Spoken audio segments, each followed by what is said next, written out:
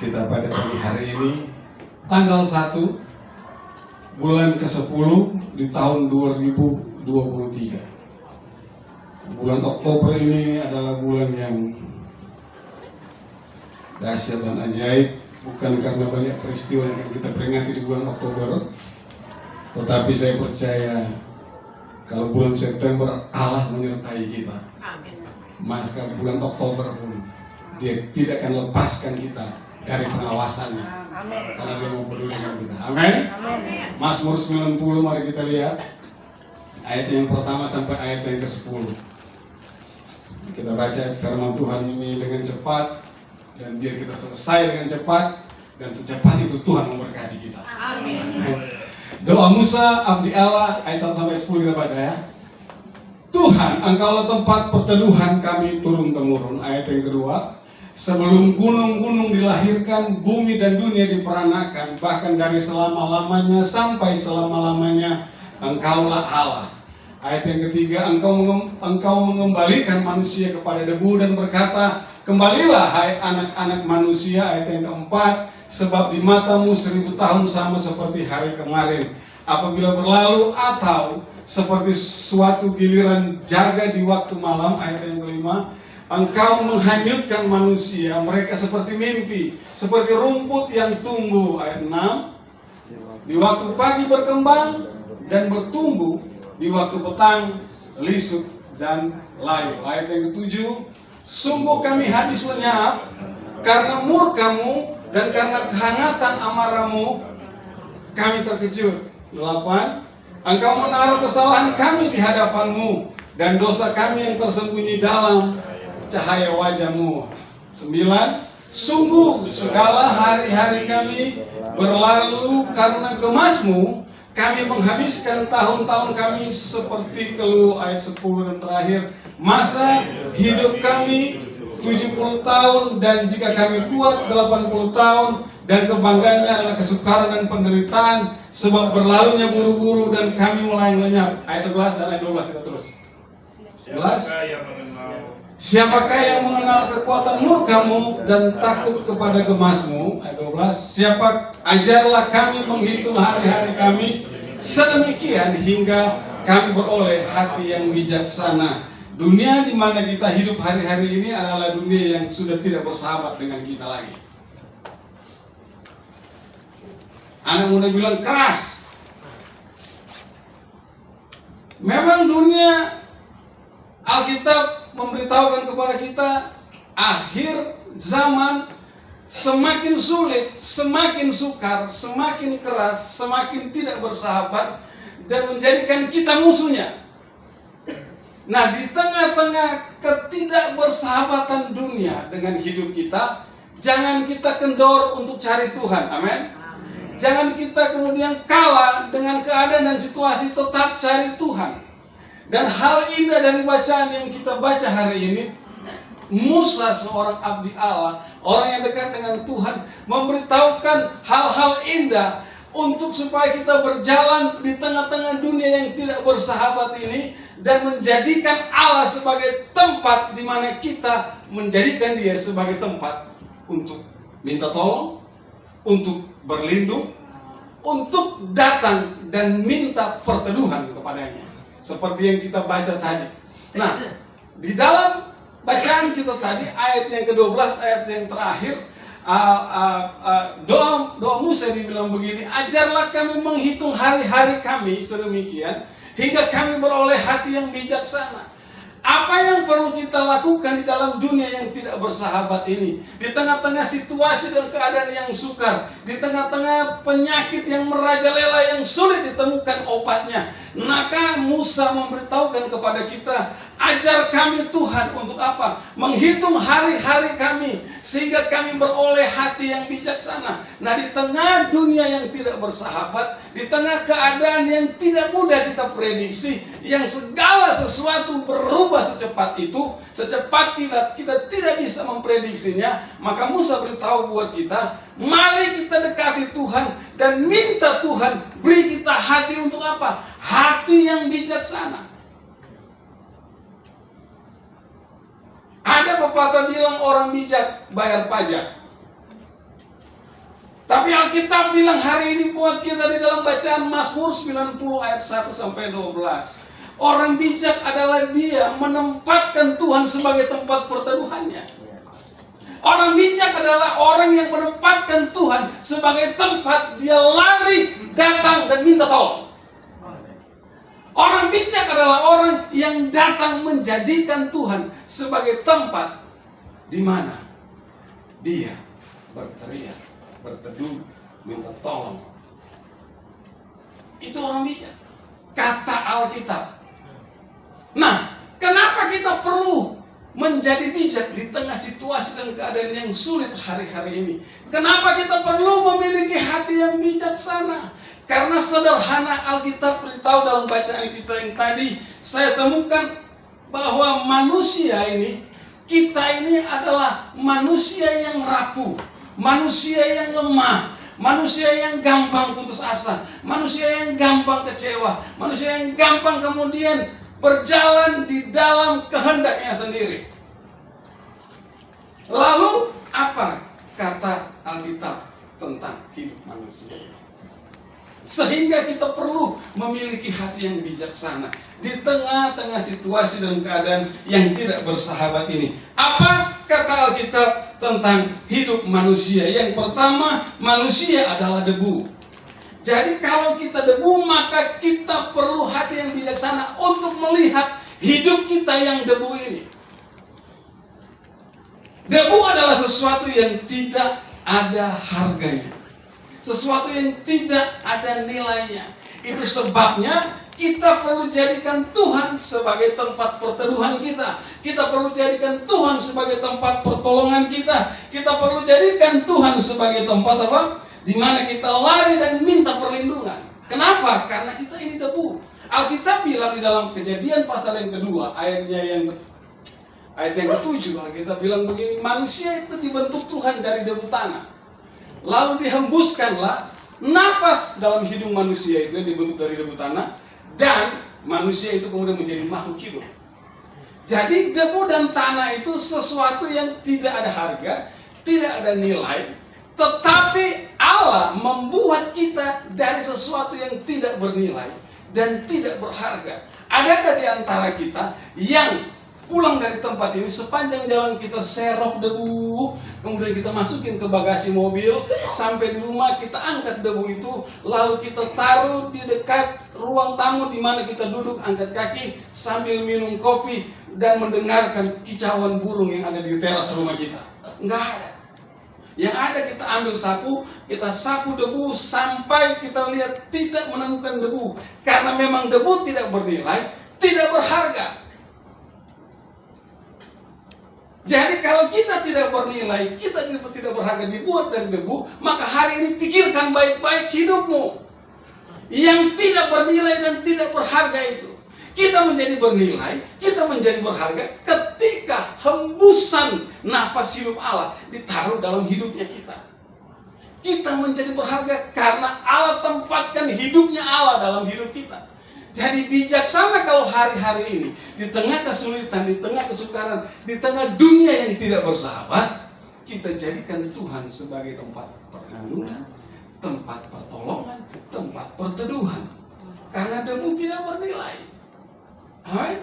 Jadikan Tuhan sebagai tempat di mana kita minta tolong, tempat kita berteduh, tempat kita berlindung. Karena memang tidak ada nilai apa-apa.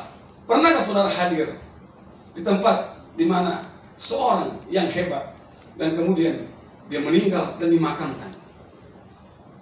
Saudara pernah hadir? Saya percaya kita semua pernah hadir di tempat di mana orang akhir hidupnya ditempatkan di satu tempat.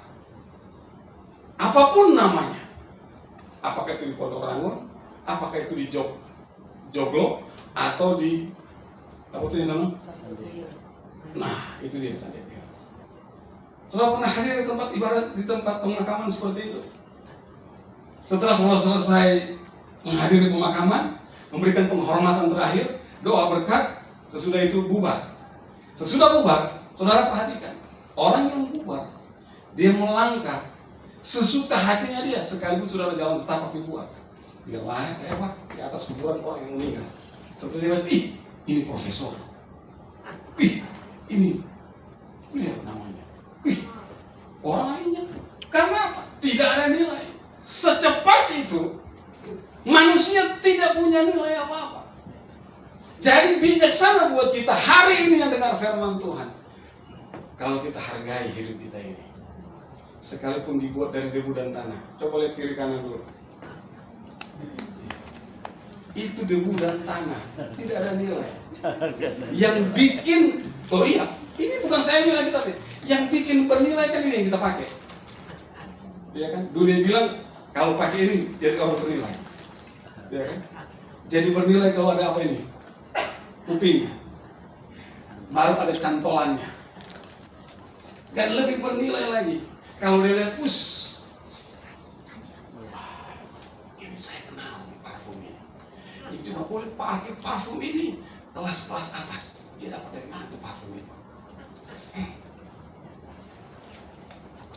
Kita bilang debu dan tanah. Sehingga orang berlomba mempercantik diri, tidak salah. Menjadikan hidupnya bernilai, tidak salah. Tapi apa yang membuat kita bernilai bukan apa yang kita pakai, bukan apa yang kita kenakan. Yang membuat kita bernilai, karena hidup Tuhan itu ditaruh dalam hidup kita. Ada nggak yang di antara kita ingat debu? Iya ya, debu itu tinggalnya di mana ya? Enggak. Tapi Tuhan Alkitab bilang dalam Mazmur 103, Tuhan ingat siapa kita. Coba 103 Mazmur. Ada yang ingat? Enggak ada.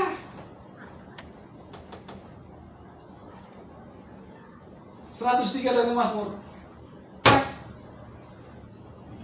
Ayat 14. Kita udah mesti pakai 5G ini supaya cepat ini. Ayat 14. Sebab dia sendiri tahu apa kita. Siapa? Tuhan tahu apa kita. Karena memang kita dibentuk dari debu dan tanah. Dia ingat. Coba. Awal bulan lalu saya bilang, orang yang takut akan Tuhan ada dalam pikiran Tuhan. Kalau kita dalam pikiran Tuhan, berarti kita ada dalam tujuan Tuhan. Kita ada dalam rencana Tuhan. Kita ada dalam masa depannya Tuhan. Tuhan ingat kita. Dia ingat kita bahwa kita ini adalah debu. Dia ingat kita debu. Yang herannya kita nggak ingat siapa kita. Ada ingat siapa dirinya? Ingat Pak. Ingat. Tuhan bilang sekalipun kita debu, dia ingat. Alkitab bilang sekalipun ada ibu, ada orang tua yang tidak ingat anaknya, tapi aku ingat kamu sekalipun kamu debu. Oh itu Tuhan luar biasa itu. Begitu Tuhan. Dia ingat seperti apa kita ini. Dia tahu kita dibuat dari apa. Ayat yang ketiga, coba kita mundur. Seperti Bapa sayang kepada anak-anaknya, demikian Tuhan sayang kepada orang-orang yang takut akan Tuhan. Dengar, Tuhan mengasihi kita seperti Bapa sayang anaknya. Sekalipun kita debu, Tuhan sayang kita. Jadi ngacalan bilang jelek-jelek begini, debu dan tanah, tapi Tuhan sayang. Dengar anak muda, kalau ada yang putusin kamu, dengar. Biar dia pergi dengan caranya sendiri. Tuhan punya yang terbaik buat saya. Amin. Anak muda mana, coba kata anak muda? Pak Feli jangan tangan. Chris.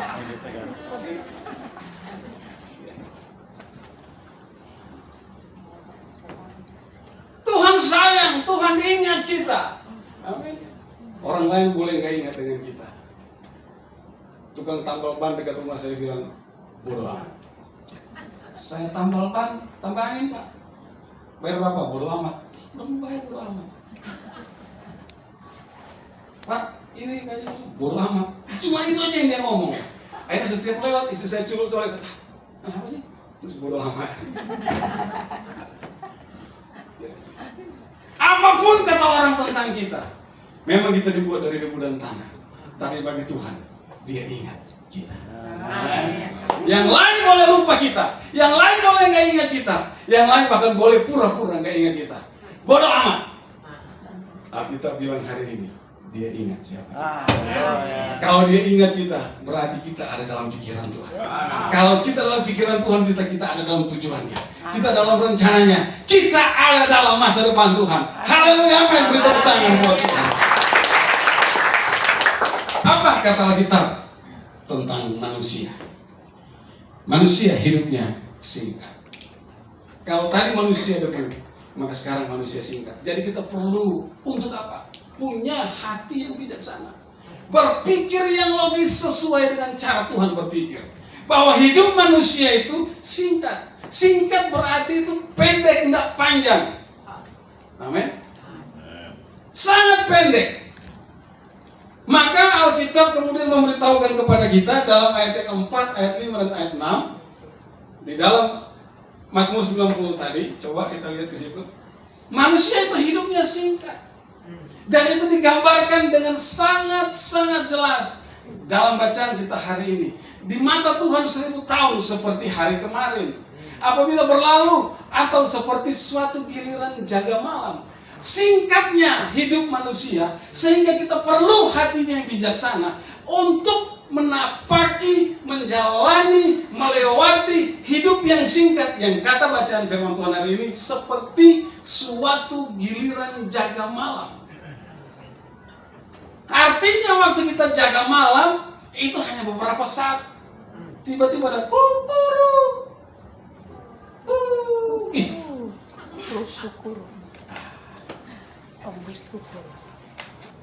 Cepat. Waktunya sangat singkat. Itulah gambaran yang Alkitab kasih tahu buat kita. Sehingga dalam waktu yang singkat ini kita perlu hati yang bijaksana. Kalau hidupmu singkat, dengar baik-baik. Engkau selagi bersama dengan suamimu, selagi bersama dengan istrimu, mari jalan gandeng tangan. Karena waktu singkat kita tidak tahu. Ada kesempatan bercanda dengan anak-anakmu, buat itu bercanda yang berkualitas. Ada saat main layangan, gabung dengan Pak Feli dan Brace ke lapangan depan. Main layangan di sana segala sama layangan nyublek, naikin lagi nyublek, naikin lagi nyublek, naikin lagi. Karena waktu kita singkat, seperti jaga malam. Kalau ada kesempatan untuk suap-suapan suami dan istri, ambil kesempatan itu. Jangan bilang, so sweet, kayak anak muda aja. Jangan. Ada kesempatan, mari suapin. Sekalipun tangannya kebentar nyasar, bukan ke mulut hidung, ketawalah rame-rame. Karena kesempatan itu tidak akan datang karena waktunya singkat, kita tidak tahu. Alkitab bilang waktu kita dipanggil nggak bisa bersamaan. Ada yang lagi tidur ngorok, dipanggil pulang, tiba-tiba kok nggak ngorok lagi? Sudah innalillahi wa inani keke. Ada lagi setir mobil. Dari kantor pulang ke rumah, mampir di McD, beli apa? Apa tuh? Drive-thru. Dia lupa karena udah lapar, dia makan donat. Saking cepat-cepat dia buru-buru. Ketelan semua, keselap, nggak bisa bernapas. Masuk got, kebentur mati di situ. Istrinya tunggu di rumah. Karena memang waktu itu singkat. Ada yang bisa prediksi umur kita? Nggak ada. Mami, dokter bilang nggak panjang lagi umurnya waktu dia sakit. Saya sih nggak dengar secara langsung, Pak Feli yang dengar. Saya lihat Pak Feli udah uring-uringan. Mami nggak panjang umur, kata dokter. Kata dokter. Tuh, langsung malaikat jawab. Dokter tuh, itu jawaban dari sorga. Ya kan, neraka nggak mungkin jawab begitu. Itu jawaban dari sorga. Dokter Tuhan. Ya enggak lah, saya pun jawab enggak. Hari ini kalau dia pakai baju orange. Persija.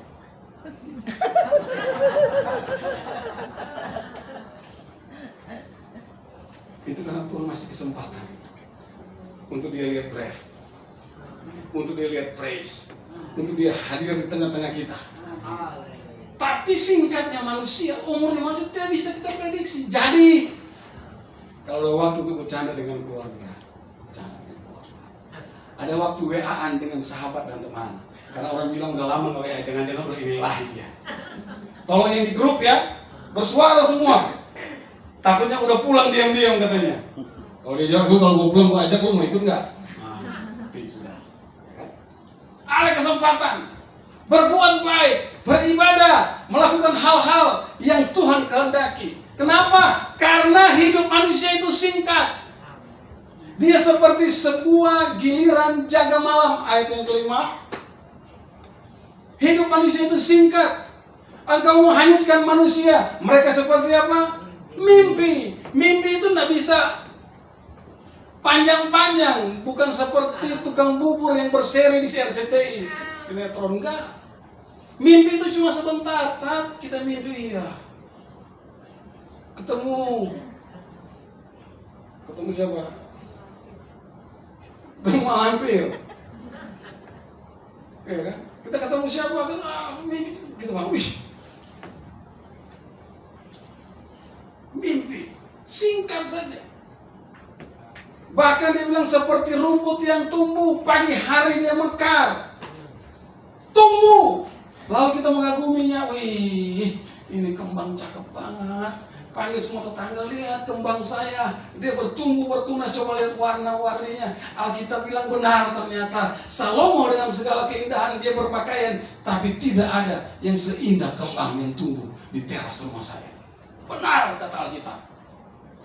Dia seperti rumput yang tumbuh di pagi hari. Sore dia sudah tidak ada lagi. Singkatnya hidup manusia. Bahkan di ayat yang lain dia bilang seperti uap. Pas, tiba-tiba hilang. Singkatnya hidup manusia. Jadi kalau singkat hidup manusia, perhatikan baik-baik. Setiap kesempatan pakai. Bukan saja untuk berceramah dengan keluarga, pakai untuk memuliakan nama Tuhan. Yang ke-6 coba 90 ayat 6. Apa yang saya sampaikan? Ayat 6. Di waktu pagi berkembang dan tumbuh, di waktu petang lisut dan lain. Pagi ada, siang tidak ada. Hidup manusia seperti itu singkatnya. Jadi mari miliki hati yang bijaksana, minta Tuhan supaya kita memiliki hati yang bijaksana. Untuk apa? Sikapi waktu yang singkat ini, supaya waktu yang singkat ini kita tidak pergunakan dengan sia-sia. Sebab waktu pun akan kita bertanggungjawabkan kepada Tuhan. Yang ketiga, siapakah manusia itu? Manusia ada dalam dosa dan kesalahan. Manusia ada dalam dosa dan kesalahan. Ayat 8 dan ayat 9. Dalam bacaan kita pagi hari ini. Engkau menaruh kesalahan kami di hadapanmu, dan dosa kami yang tersembunyi dalam cahaya wajahmu. Ayat yang ke-9. Sungguh segala hari-hari kami berlalu karena gemasmu. Kami menghabiskan tahun-tahun kami dengan keluh. Manusia hidup dalam dosa. Manusia ada dalam kesalahan. Alkitab bilang semua manusia telah kehilangan kemuliaan Allah. Tidak ada manusia yang kudus dan suci di muka bumi ini. Dan orang yang tetap tinggal di dalam dosa, tinggal dalam pelanggaran, tinggal dalam kesalahan, Alkitab bilang dia tidak akan mendapat tempat di mana Tuhan yang kudus itu ada, Tuhan yang dahsyat itu ada. Tidak ada tempat. Dan Alkitab bilang bahwa manusia itu apa? Berdosa. Dan dosa tidak dapat dibereskan oleh manusia siapapun. Perjanjian Lama memberitahu buat kita bahwa darah lembu, kambing, dan domba datang dibawa oleh imam besar untuk bernegosiasi dengan Tuhan supaya dosa dan pelanggaran dihapuskan. Tetapi apakah pelanggaran dapat dibereskan dengan darah lembu dan darah kambing domba? Tidak. Mari kita lihat di Ibrani pasal yang ke-9.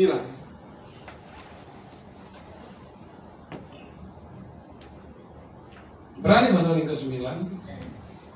Saya lihat dulu.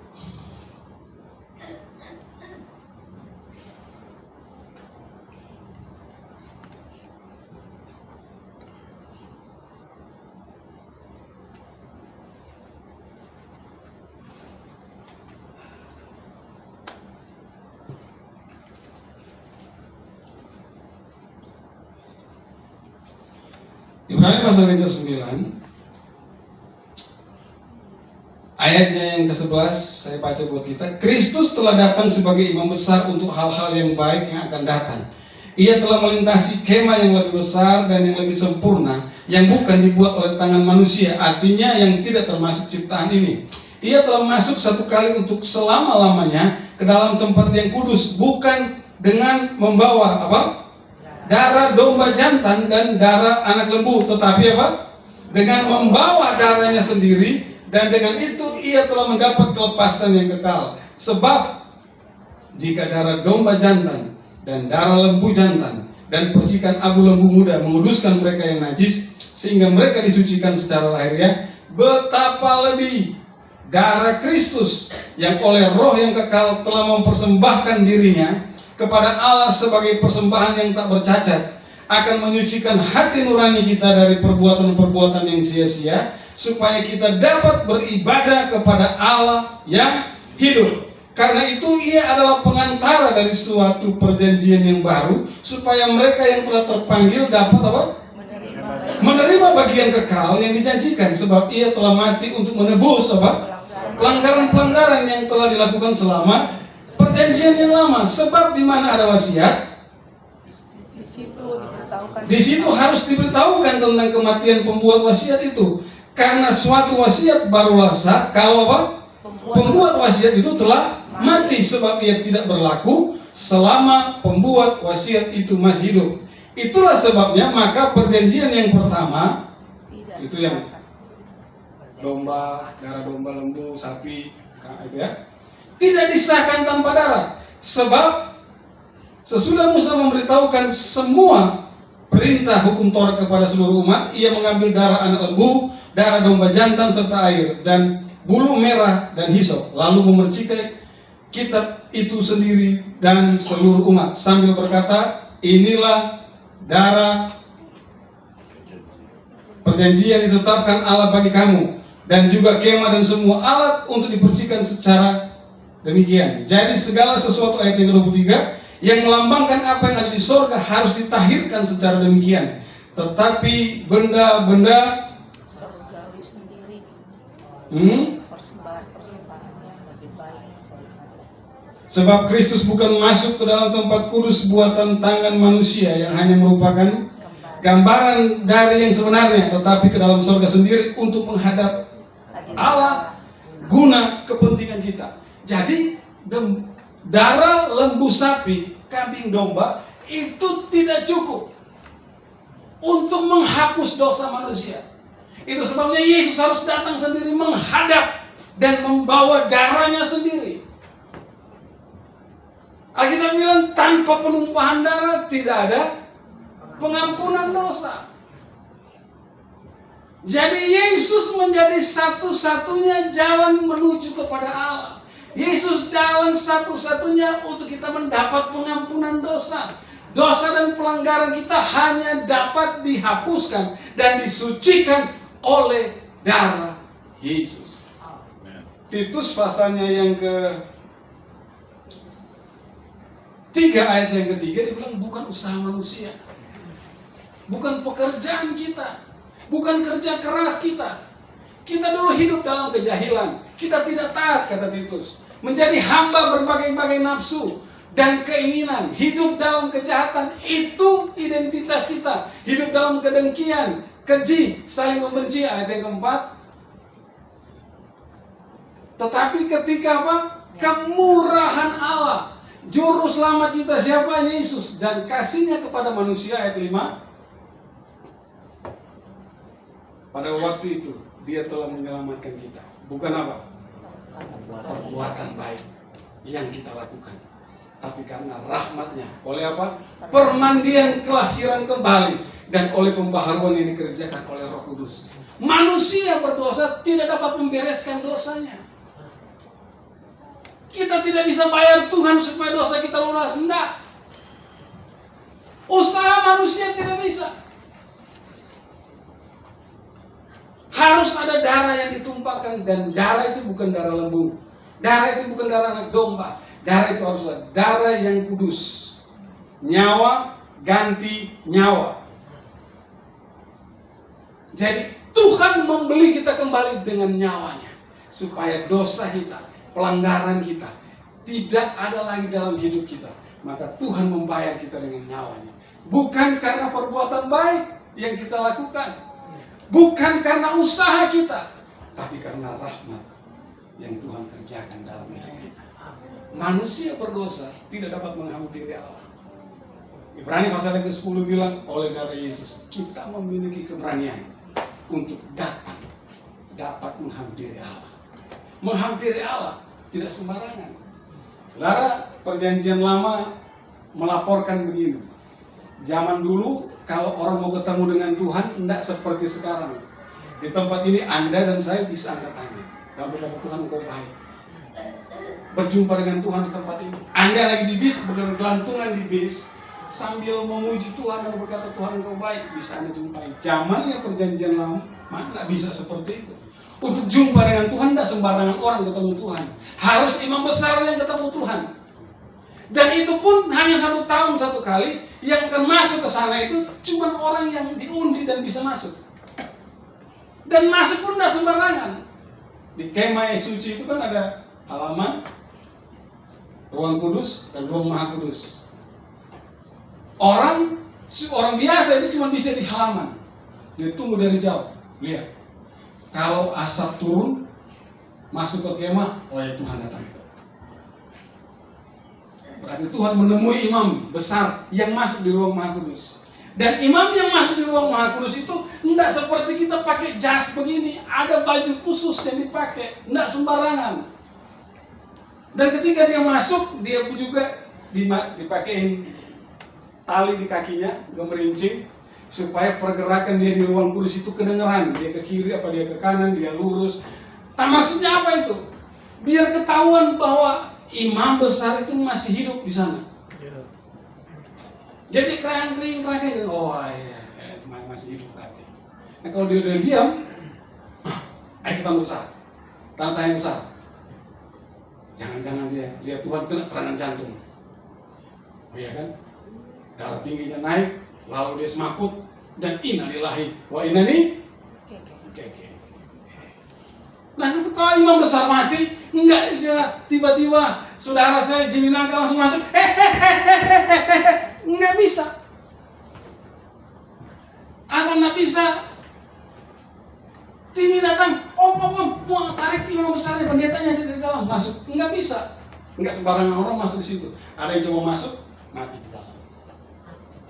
Mati. Jadi tali itu gunanya apa? Ketika nggak ada suara diseret dari luar. Kayak orang layangan putus. Mati imam. Nggak sembarangan masuk. Itu perjanjian lama. Nah untuk datang menghadap Tuhan, Alkitab bilang kita sedang hidup di zaman kasih karunia, zaman kemurahan. Saking murahnya kita ketemu Tuhan, banyak orang di sana, di luar sana lupa berdoa, tidak menyanyi dan mengucap syukur. Karena bebas, karena kasih karunia, karena kemurahan Tuhan, kapan saja bisa jumpai Tuhan. Zaman dulu mau ketemu Tuhan dia dari jauh, ngumpet. Tuhan sekali bersuara, habis kita. Jadi Tuhan, kita kasih orangnya, biar Tuhan. Kalau sekarang enggak, kita bebas. Kita bebas karena apa? Karena Yesus. Karena darah Yesus yang tertumpah di atas kayu salib, membukakan bagi kita jalan untuk masuk berjumpa dengan Tuhan. Anda yang umurnya pendek, yang singkat seperti mimpi, seperti jaga malam, seperti rumput. Anda yang hidup seperti Alkitab bilang singkatnya seperti itu, yang apa? Dibuat dari debu dan tanah. Dengar, Anda punya kesempatan. Yang orang-orang yang hidup pada zaman lalu, kalau mereka lagi hidup di surga, mereka bilang enak banget mereka hidupnya. Coba kita hidup zaman sekarang seperti mereka. Kita tidak harus bilang, Musa, jangan kami yang hadap Tuhan, kamu aja. Coba kalau kami hadap Tuhan, mati kami. Masih ada kepercayaan yang begitu untuk datang Tuhan. Dia bicara di luar, saya sudah buat ini, tolong sampaikan kepada Tuhan. Sekarang enggak, ada jalan tembus, ada orang dalam yang dimana kita bisa bertemu dan dia bawa kita kepada Bapa di sorga. Siapa namanya? Yesus Kristus. Dialah yang telah mengampuni dosa, menyucikan dosa dan pelanggaran kita, sehingga Alkitab bilang dia menyayangi kita sama seperti Bapa sayang kepada anaknya. Sejauh timur dari barat dia buang dosa kita, sejauh tubir dalamnya laut dia buang dosa kita. Dia tidak ingat-ingat lagi. Supaya apa? Kalau kita jatuh dalam gemasnya Tuhan, kita jatuh dalam murkanya Tuhan, dengar, sangat dahsyat dan ajaib. Puji Tuhan, haleluya. Hari ini kita dengar bahwa kita diselamatkan dari dosa kita. Manusia yang penuh dengan kesalahan diselamatkan dari dosa dan kesalahan oleh sebuah perbuatan yang Yesus lakukan buat kita. Dia mati di atas kayu salib. Tapi kita bilang dia tidak hanya mati di sana. Dia mati untuk apa? Menggantikan supaya kita yang jahat, kita yang berdosa ini tidak lagi mengalami kematian kekal. Alkitab bilang sangat sederhana, karena begitu besar kasih Allah akan dunia ini, sehingga Ia telah memberikan kepada kita anaknya yang Dia kasihi, anaknya yang tunggal, supaya barang siapa percaya kepadanya. Barang siapa kau percaya kepadanya, bukan orang Kristen saja, bukan orang yang datang ke gereja saja, tapi mereka yang percaya kepada Yesus. Apapun warna kulitnya, apapun model dialeknya, apapun model rambutnya, seperti apa keluarganya, kalau dia percaya kepada Yesus, Alkitab bilang dia pasti diselamatkan dan memiliki hidup yang kekal. Dosa manusia tidak dapat diselesaikan, dibereskan dengan usaha dan kemampuan manusia. Sehebat apapun engkau, sepintar apapun engkau, sekaya apapun engkau, setenar apapun engkau, seberapa banyak yang kau punya, yang kau raih dalam hidupmu, dengar, engkau tidak dapat membereskan dosa dan kesalahanmu sendiri. Dosa dan kesalahan kita hanya dapat dibereskan oleh Yesus Kristus. Sehingga Alkitab bilang, barang siapa percaya kepadanya, dosa-dosanya diampuni, pelanggarannya dilupakan, kesalahan tidak diingat lagi. Alkitab bilang begini, itu semua dipakukan di atas kayu salib, sehingga kita yang percaya memiliki hidup yang kekal. Orang yang bijaksana, dia menyadari bahwa dirinya berdosa. Orang yang bijaksana, dia menyadari bahwa dirinya penuh dengan kesalahan. Dan lebih bijaksana lagi kalau dia datang kepada Tuhan, yang berkata, marilah kepadaku, kamu yang letih sudah beban berat, aku akan berikan kepadamu kelegaan, aku akan berikan kepadamu sentosa, aku akan memberikan kepadamu kekuatan untuk melewati kesulitan, untuk melewati persoalan-persoalan yang berat. Aku akan berikan kepadamu kekuatan. Amin. Yesus dia tidak pernah berubah, kemarin, hari ini, dan sampai selama-lamanya. Itulah yang menjadi doa Musa. Beri kami hati yang bijaksana di hari-hari ini, supaya kami yang debu mengerti apa yang harus kami buat. Kami yang umurnya pendek dan singkat harus berlaku apa. Kami yang berdosa harus bertindak seperti apa. Kepada siapa kami harus mempercayai. Orang lain boleh meragukan Yesus. Apakah Yesus juru selamat? Apakah Yesus Nabi? Apakah Yesus Rasul? Apakah Yesus Tuhan? Saya tidak peduli orang disebut Yesus seperti apa. Tetapi Alkitab yang saya baca, baik perjanjian lama maupun perjanjian baru, memberitahukan hanya ada satu jalan menuju ke surga, yaitu Yesus. Yang Petrus khotbahkan ketika dia berada di tengah-tengah pengadilan, di mana mereka tidak mau Petrus dan Yakobus bicara tentang nama Yesus. Di tengah-tengah sidang itu, Petrus berdiri dan berkata, sebab di bawah kolong langit ini tidak ada nama lain yang oleh karena nama itu manusia di muka bumi ini diselamatkan selain di dalam nama Yesus. Yesus dia juru selamat. Dari kedatangannya, dari kelahirannya, dari perbuatannya, dari ucapannya, dari seluruh hidupnya, melaporkan kepada saya bahwa tidak ada manusia yang sempurna seperti Yesus yang disebut sebagai juru selamat. Jadi kita ada di sini, orang yang percaya kepada Yesus. Mari Saya ajak saudara untuk memiliki hati yang bijaksana. Tempatkan Yesus di tempat yang tepat dalam hidup, supaya engkau yang tadinya debu menjadi bernilai dengan harus bilang, bukan karena apa yang kita pakai, bukan karena apa yang menjadi tunggangan kita, bukan di tempat di mana kita tinggal sehingga kita bernilai.